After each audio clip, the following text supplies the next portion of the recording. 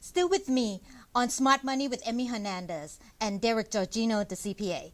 Hey Derek, we talk about so many things about tax law changes, so let's recap a little bit, okay? So for 2018, when you go see your accountant, you would look at whether standard deduction would be better for you since it's bump up, or still itemized deduction, but you have to be careful with itemized because you said that there's some changes to the SALT, state and local tax deduction. There's some changes to medical expenses deduction and also mortgage interest deductions, right? So some of those, and then be careful because you don't have personal exemptions anymore.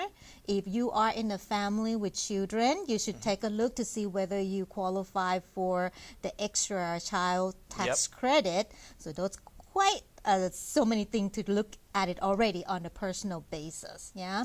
Yep. And then another thing I heard that if you are self-employed or own a small business, Right. you will have some type of tax benefit this year also, right? So, Yeah, this is new, right? So you're going to be able to take, this is for small businesses that are pass through, right? And so there's Such as, okay. Yeah, such as, and I have a list here, right? So sole proprietorships, partnerships, S corporations, limited liability companies, or LLCs, okay. limited liability partnerships, LLPs, right? Basically, the only exception here is C corporations. So the vast majority of smaller businesses are pass through, but sometimes you have small businesses that have incorporated as a C corp for whatever other reasons, legal reasons and otherwise, and so they're not going to be eligible for this because that's not pass through. So keep in mind, anything other than a C corp, you could be eligible for this, and the deduction is going to be 20% of the net income of your small business. That's huge. That's major. And again, you know, small businesses employ almost half of the American workforce, and so these deductions, you know, may help them hire more people, may take the burden off of the backs of a lot of these families that are basically for generations run on small businesses, right? And then there are phase-outs, of course, too, right? So there are certain phase-out amounts, I'm not sure off the top of my head, but as you exceed those, then they take into account some other criteria. And those other criteria include things like how much you pay your employees. So once that deduction begins to phase out, they look at the W-2 wages you've paid out to your employees and how much that is, right? The more generous you pay your employees, the better the government rewards you for it. If you don't pay out much, or you only have one employee or two employees and you're not really, you pay them a standard salary, that's where it's going to get a little tricky. Your deduction may not be so high if you have a really successful small business with only a few people running it.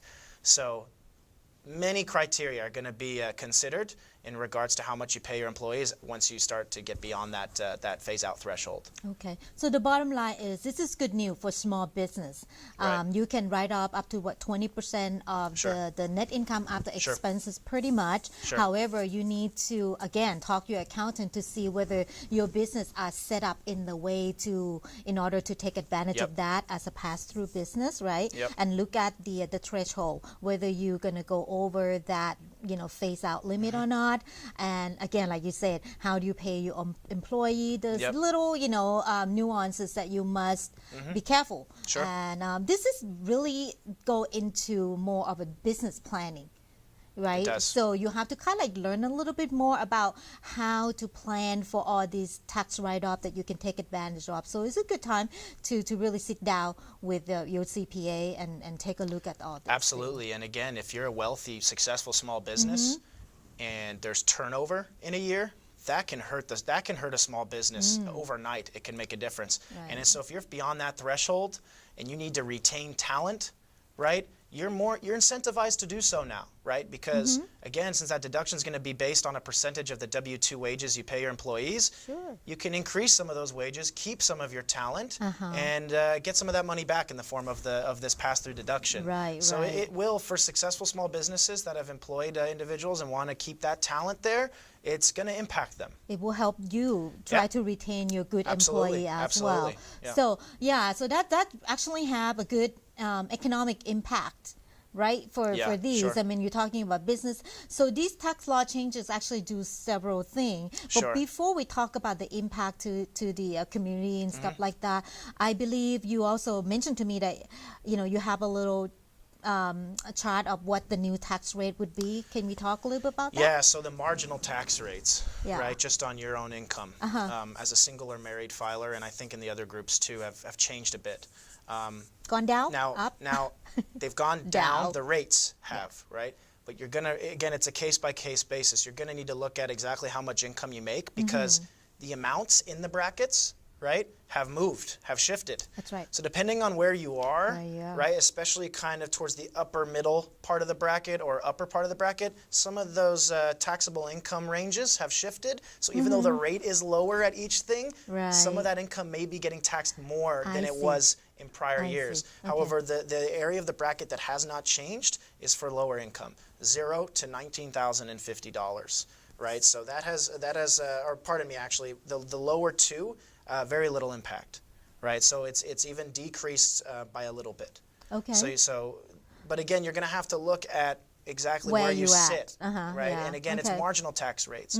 So if you make $100,000, that's not all taxed at the same rate. Correct. Right. So the first $9,000 or $19,000 is taxed at a certain rate. Then you have to, and I think most people know how to do that math. But again, iTest says these rates have decreased. Right, but you need to go a bit deeper and see if that if your taxes are actually going down. How does that impact you? Right. I believe it's a little bit different too, because I think the married couple probably get the most benefit from this tax rate increase. And they usually do. Range. Yeah, because for single, I believe the certain bracket, if you are single, it doesn't really change for you, or actually increase a little bit too, depending on where you at. So that's very important. Make sure that you take a look at that, and then and I think for tax planning, you pretty much can't do it in just the last couple months. Right, before you file a return. Correct. You would have to do this along the year. There's to a take period a of look time you need to meet in order to qualify as a married filing jointly. Right. The point is too, find the right one. Right? Yeah, find the right one. the right one for that. Make sure you find the one that's right for you, so right? True. You want to stay with your spouse for a long time, right? Because typically speaking, married filing jointly return is more Better. favorable than a single or separated or whatever, what have you, head of household or what have you, return. So so it's give incentive for you to stay together. That's right. Work it out. Okay.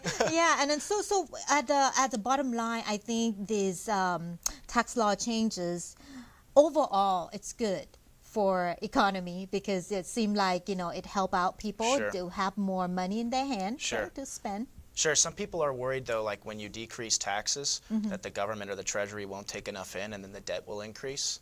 But let me tell you something, right? Interest rates are starting to go up. The debt is already going to go up significantly as these interest rates go up, right?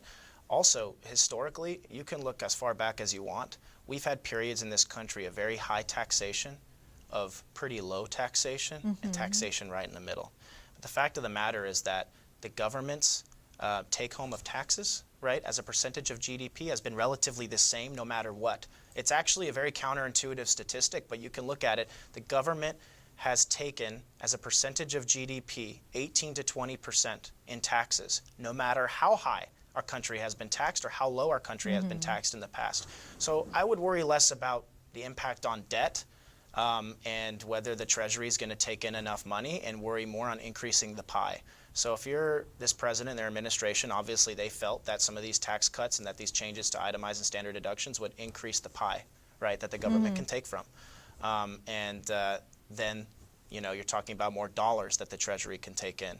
If you worry too much about how much in terms of percentage of GDP that the government is taking taxes in, which is unfortunately a metric that a lot of people focus on, you're just going to run into a wall, because it's been between 18 to 20% of GDP for a very long time, no matter how high or how low this nation's been taxed. Well, good insight there. Well, thank you for being here today, Derek. But the bottom line for the viewer is do your planning. That's right. That's right. Far ahead of time. That's right. Thank you. Sure thing. That's it for today's episode of Smart Money with Emmy Hernandez. As a financial advisor, I'm here to help you.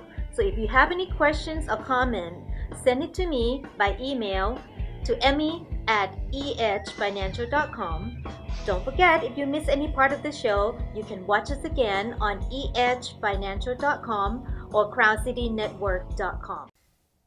Remember, being smart with your money is easy, and you can do it. Thanks for watching. See you next time, right back here on Smart Money with Emmy Hernandez.